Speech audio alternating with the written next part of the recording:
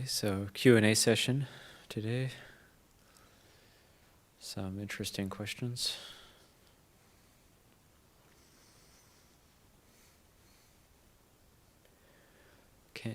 I can't guarantee I'll give satisfactory answers to these. I'll try. Question 1. In my condominium, the HOA placed rat poison boxes, and I see several squirrels have died. Me and my kids were able to save one of them, but unfortunately I see a lot more. I talked to them and I was told the poison is for rats. I filed a complaint to the Agricultural Commissioner. Please ask this question to the Ajahn if you find it appropriate. My heart feels so much pain when I see the dead squirrels. Today, when he was providing a reflection in the beginning, I went directly into the blissful state. For a few months, I have been feeling this pleasant state of mind. But right after that, I thought about a dead squirrel I saw during my morning walk, and my heart filled with pain and the tears started coming. Why do I feel so much pain for the suffering in this world that I want to leave it? I hope he can provide some guidance. Well, we'll always be able to see suffering if we look for it. So if it's not dead squirrels, it'll be somebody, a homeless person, or seeing somebody who's destitute, or something that happens in the news that we're not happy with, or whatever. So if it's not dead squirrels, it's going to be something else. If it's not woodpeckers, it's going to be something else.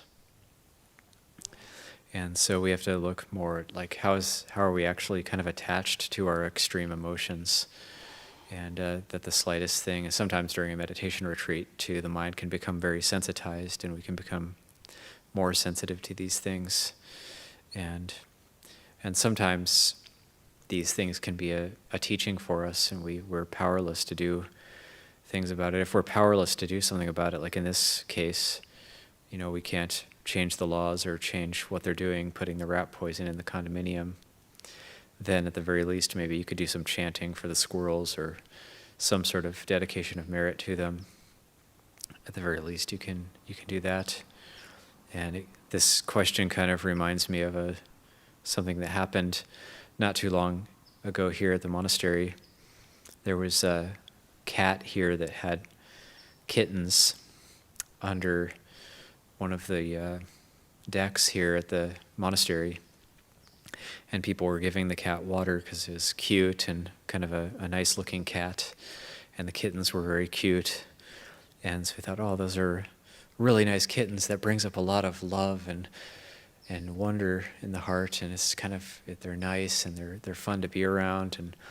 And then I saw the mother go and we have a lot of ground squirrels here, and the mother cat went and caught a ground squirrel and was carried the ground squirrel over to and while it carried the ground squirrel across the cloister area here at the monastery, the ground squirrel was still alive while it was hanging in the cat's mouth, and it took it then to its 7 kittens, which then tore it apart and devoured it. And so those kittens didn't seem so cute anymore when that happened. And so we thought, well, do we feel bad do we now change our perception towards those cats? Are they not lovable anymore? And yeah, I felt pretty bad for that squirrel that must have been in a lot of pain. And it was pretty terrible, but it was a kind of a strange shift in perception that was taking place. And then our ground squirrel population started decreasing because this cat was just catching all of these ground squirrels and feeding them to its kittens. And here we are giving these cats water and kind of keeping them around. So I then told people to stop giving the cats water. And, oh, but they're so cute. So it's kind of playing with our perceptions there. So maybe you could use that as a teaching as well. Like, oh, I feel bad for the squirrels, but I don't feel bad for the rats. It's okay if the rats die because they're kind of gross and they spread disease or whatever. So looking at our perceptions there of the situation.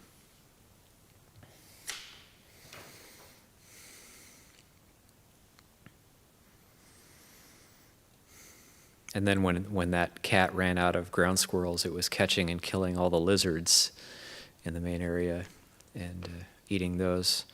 So eventually when we did stop giving it water, it did go across the street, it relocated, and then our ground squirrel population slowly came back.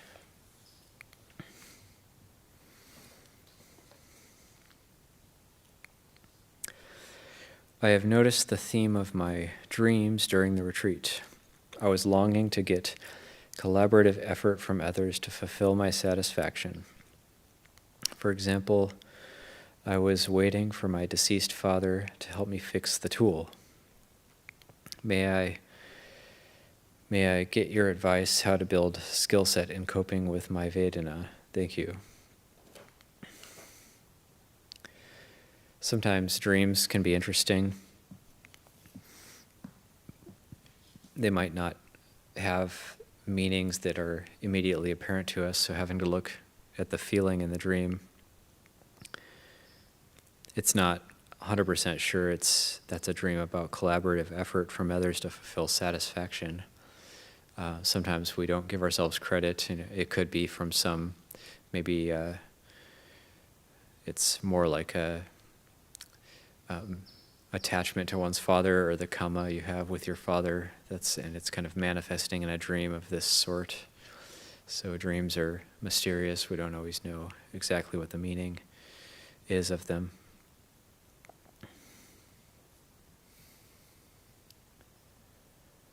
Thank you for sharing info on the book you mentioned. Are there plans for an in-person retreats in the near future?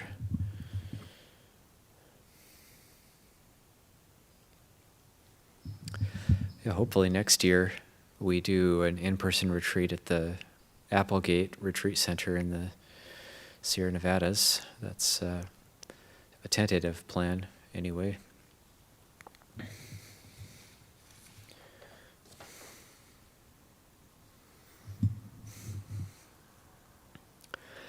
One of the qualities I'm working at is skillful speech. When someone says or does something, I notice my mind making running commentaries, usually unwholesome ones. More often than not, the usual habitual pattern of reactionary response comes out of my mouth. Sometimes I manage to keep the unwholesome thoughts to myself, but even in this situation, I notice the body's still in a state of contraction, disease. Any suggestions on how I can work on this? Thank you. Yeah, this is very normal in the world, to have the judgmental, critical mind.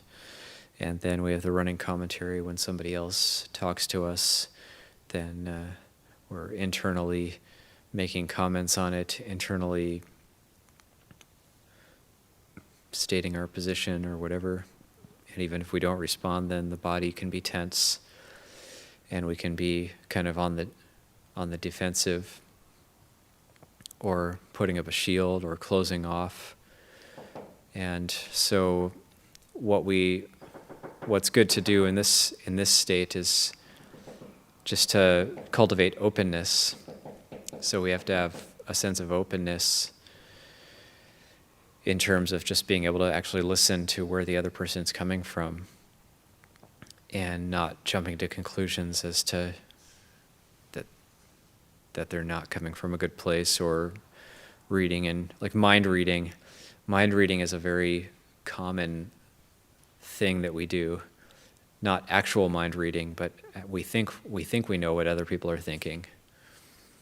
So when we're in nonviolent communication, when we're taught to express our feelings, invariably we end up saying things like, I feel like you think I'm dumb, or something like that. So that's not a feeling, of course. That's what we're doing there is called mind reading, where we're just projecting. We think we know what the other person is thinking. Of course, more often than not, and huge majority of the time, we're not going to be correct about what they're thinking. It's more we're speaking from our own feelings. We are speaking from our feelings, but we don't know what our feelings are yet. We're not in touch with our feelings because we don't yet have sati sampajanya. So when we say, I feel like you think I'm dumb, then what we're actually feeling is, well, if we spoke correctly, we would say, when you said that, I feel anxious, I feel afraid, I feel sad, or something like that. So those are more like feelings. So we tend to not want to take responsibility for our own feelings and emotions. Or we take too much responsibility and we just blame ourselves. It's all my fault. It's not the other person at all. It's all my fault, which also doesn't solve the problem.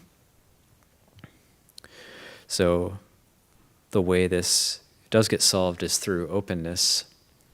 And when we actually see kind of through a person's words and just be present for them, and then we can be, if they're expressing something difficult or if they're critical of us somehow, then we can actually think of them with compassion. They must be suffering somehow, so we can actually think of them with compassion. And we can even apologize if we may have added to that suffering inadvertently through some sort of misunderstanding.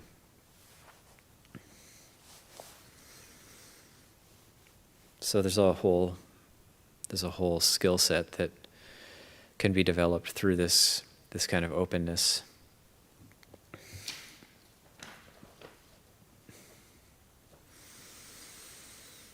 But sometimes our speech on the surface can seem skillful, but then it's very cutting. So like sometimes things can be glossed as sounding kind of positive or sounding soft or sounding nice, but the intention is to kind of criticize or hurt somebody. So one that I was reflecting on today was how we use the word sensitive.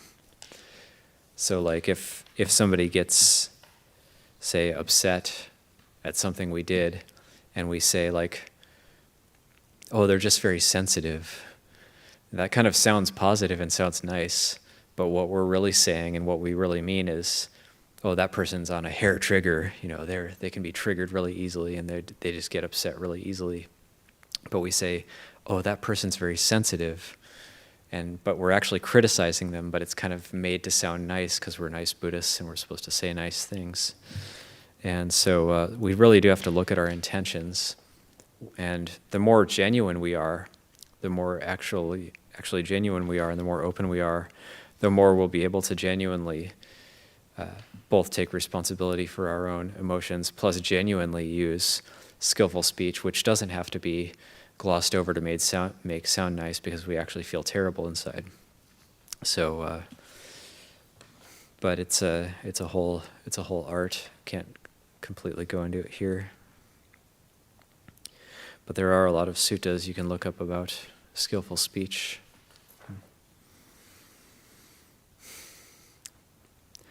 Chanting that is done during the meal blessing, could you advise where I can find it in the chanting book? Thank you. I think we might have it in Chanting Book Volume 2. Normally we learn those from our Bhikkhu manual. But also that the meal blessing is done in Chanting Book 1, page 50, just as Rivers. We have it in a Pali and English translation form. But if you want just the Pali, and if you want you could look at page 50 in Book 1 and read just the Pali, and that's the meal blessing chant.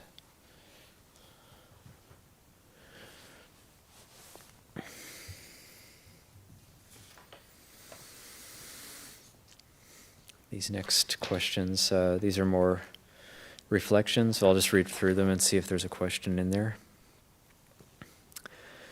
5, a reflection and a question. Just wanted to say I've really enjoyed this retreat and got a lot out of it. It has been wonderful sitting with you all and listening to the different Ajahns share their wisdom. The Dhamma talks, reflections, guided meditations, and Q&A session has been really helpful. I couldn't stay up for the Qigong, unfortunately, as I was too tired to take part in that, but I liked the varied events and the structure of the retreat. It was lovely to be able to sit live with other participants from around the world, and I also liked how the retreat connected with some of the monasteries in the UK, which give it a feel of a large community. A couple things is, if you still do want to do the Qigong, it was live streamed on YouTube, so you can still kind of access it if you're not able to miss it, or if you're at a part of the world where I'm doing it in, it's midnight for you or something, you can still access that afterwards if you want. And also, this sounds like an expression of gratitude. There will also be an opportunity tomorrow at the closing session for expressions of gratitude. So just to give a heads up about that. might as well be a nice segue to announce that tomorrow morning for us, 8:30 a.m. Pacific time is going to be a time when asking everybody to join for a closing session if you're able. 6, these online retreats are great for folks like me who find it hard to go to an in-person retreat. The nearest monastery to me is about 200 miles or so away, and I don't drive or own a car, can't afford to travel any public transport or pay for accommodation, as cost of living is getting so expensive at the moment, and likely to remain that way for a good while. I also have recurring problems with my health, which would make an in-person retreat awkward and perhaps too physically demanding for me at times, and I wouldn't want to be a burden on anyone. 7, but I do get a lot out of taking part in online retreats at home, despite the distractions at times from the household life, as it has helped me grow a lot in my meditation, inner development, and knowledge, and helped me make friends in the Buddhist community. It's also nice to be able to see other participants, which is something that doesn't happen on YouTube live stream. Even though it's good to practice in solitude, I do that for most of the year, so it's helpful to have a social aspect to the Dhamma, as well as be able to take part in these online retreats live and feel like I'm part of a community. 8, I'm sure there are many others out there like me in a similar situation, so I was wondering, these are all the same person, it sounds like. So I was wondering if these sorts of retreats could happen again in the future, perhaps as a hybrid of in-person and online. 9, anyway, thank you for this wonderful retreat and for the generosity and time that must have gone into organizing it and for sharing the Dhamma so freely. I really appreciate the wisdom and understanding all the Ajahns have shared. 10, sadhu, sadhu, peace and love. Sadhu. Okay, yeah. So I guess the question is there going to be hybrid retreats in the future? And possibly, it's always possible. It really depends. There's a whole team that has to be looking after tech stuff to make this kind of thing happen. But of course, anything is possible, but no guarantee. Now we have a few questions in person.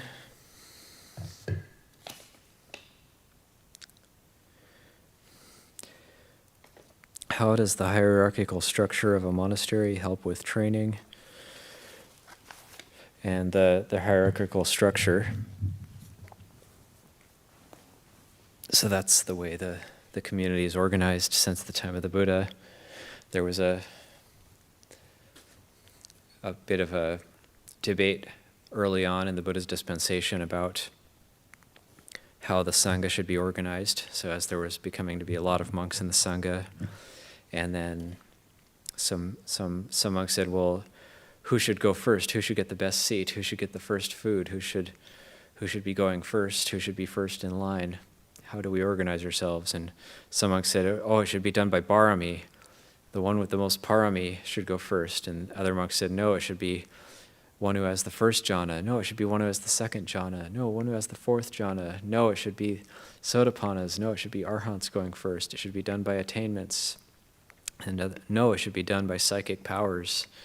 And so then the Buddha told this story about an elephant, a monkey, and a quail. And when the Buddha told this story, he said, once there was an elephant, monkey, and quail, and then the elephant, monkey, and quail were quarreling, and then they had this idea that we want to get along with each other. Maybe we could decide who's the most senior among us, and by that, and then the other two can pay homage to the most senior one. And so they're like, well, how do we find out who's the most senior? And the elephant says, well, there's this banyan tree right here. And I remember a time when I was young, and this banyan tree was just a small sprout, and it kind of rubbed against my belly. I remember such a time. And the monkey says, well, I remember a time when the banyan tree was even smaller than that, and I used to munch on when I was young, I used to munch on the newest leaves and shoots that came out from it when it had just popped up from the ground.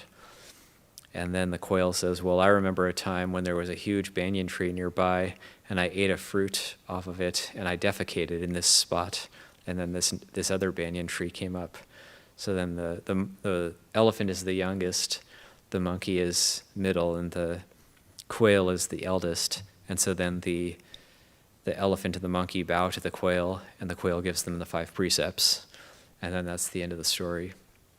And so then the Buddha says, just, do it by something you can know, by when you ordained.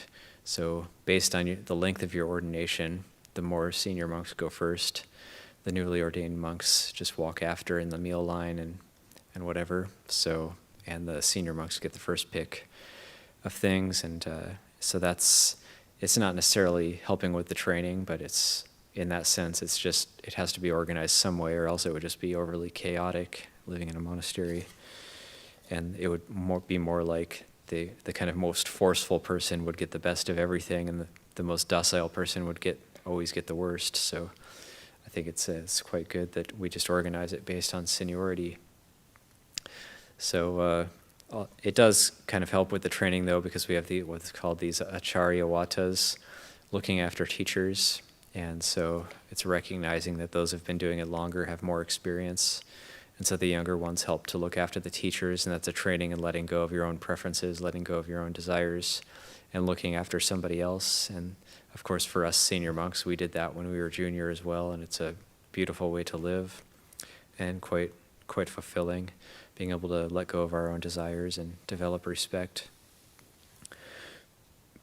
So, and something that, like respect, it's much needed, especially in the West, where respect isn't really held up as much of a virtue usually, like respect for parents, for example. The Buddha really praised respect for parents, respect for elders. So developing respect is always helpful, and then that helps us to respect ourselves, which is also very helpful. So it's the hierarchical structure. The word hierarchy isn't a very good word, but the hierarchical structure is... I can't really see any drawbacks to it, actually.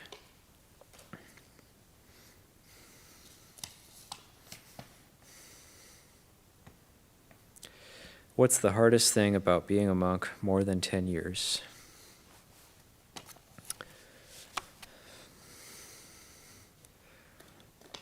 Being a monk more than 20 years?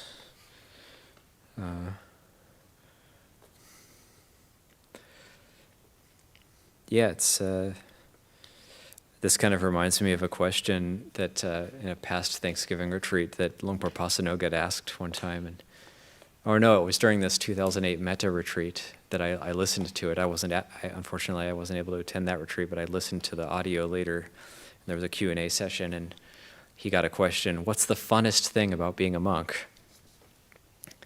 And he just burst out laughing for like 2 minutes. And then on the recording, he said, "It's not fun." After laughing for 2 minutes, he said, "It's not fun." So I don't know the hardest thing. Yeah, it just really depends on the individual. Yeah. This reminds me of like Luangpo Cha said, "Yeah, the practice is difficult. Why is it difficult? Because of desire. But if you are able to let go of desire, then it's not difficult."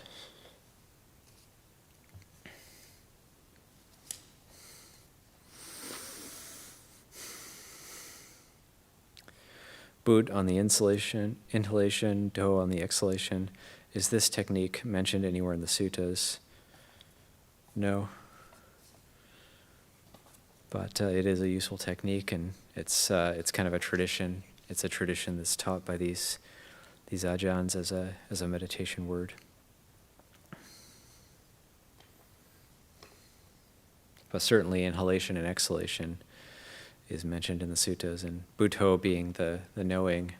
So knowing the inhalation and knowing the exhalation is mentioned, and so really Buddho is just a recollection of that.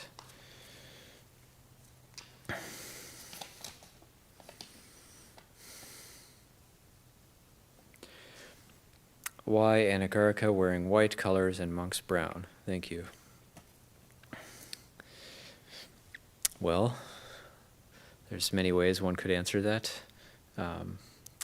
The Anagarika means homeless one, so we dress them in kind of a reflection of the white-robed householders in the suttas. There was celibate householders in the suttas, famous characters like Gatikara the potter or Panchakanga. the carpenter, who were anagami lay people, who were non-returner lay people, third stage of awakening, and they were known to wear white. And also the lay people on the lunar observance days would come together and wear white, and come to the monastery wearing white. So white is a symbol of, it can be seen as like brightness or purity. But also there's other practical reasons why they wear white. So it's a training.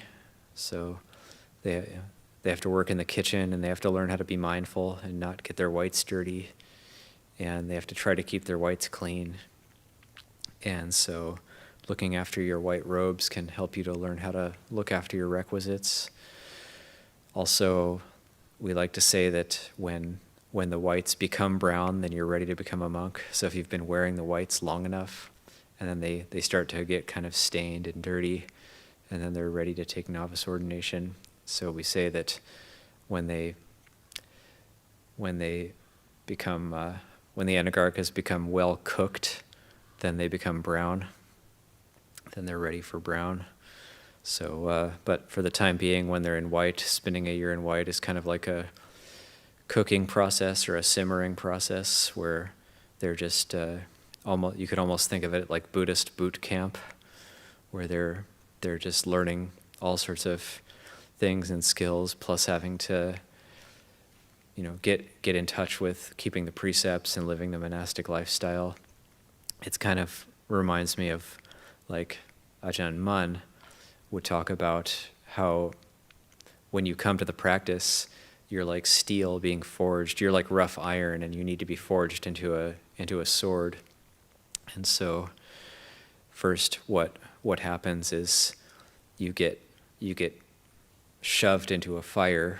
So it's like the anagarkas having to look after the kitchen and work with people in the kitchen and do all sorts of duties and tasks around the monastery. So you get shoved into the fire.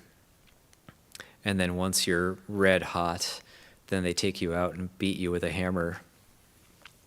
So that might not sound so wonderful, but that's similar to the experience of being an anagarika. And all of us have been through that. And of course, myself included. I was an anagarika here for a year. And so then the brown is just, it actually doesn't have to be brown. It's really dependent on the natural dyes in any given country. Like Thailand, the robes are this color because of the heartwood of the jackfruit tree dye is this color. There's certain unallowable colors like bright blue, bright red, completely black or whatever. There's certain green, bright green, certain colors we can't make our robes out of in the suttas and the Vinaya. But the Buddha said dye it a dull color. It can be brownish, reddish, orangish, yellowish. And so the different natural dyes in different countries, the robes ended up being different colors. So in Thailand, it's like heartwood of the jackfruit tree. In India, they would dye their robes with like, what's that tea? With the yellow saffron. Yeah, they would dye their robes with saffron so they'd be brighter. In Sri Lanka, they would dye the robes with mahogany wood, which would turn it like a purplish kind of color or maroon color. Tibet, they were dyeing their robes early on with like red earth that's common in Tibet. Red earth is also used in Thailand in some places. And in Burma, I'm sure they would have used something else. And now here at Abhayagiri, we're using the bark off of the manzanita and madrone trees, which gives like a reddish brown color. But we also use like chemical dyes that we get offered, or plant-based dyes that are pre-made from Thailand. So we have a whole range of colors here, and you don't really have two robes at Abhayagiri that are exactly the same color because they're dyed with different methods, different dyes. One of the novices right now who's making his robes for his bhikkhu ordination. So the rule here is every everyone who wants to take full ordination, they have to make their own set of 3 robes. We have the outer robe, which is the Sangati, which is a double-layer robe which we wear folded over our shoulders at ceremonies, but it acts as an extra robe as well. And then we have our Jiwan, which is this robe, and then the Sabang, which is the lower robe that we have on all the time. So those 3 robes is our basic set. And he's dyeing it in tan oak and a few other natural dyes, kind of a mix of natural things here at Abhayagiri.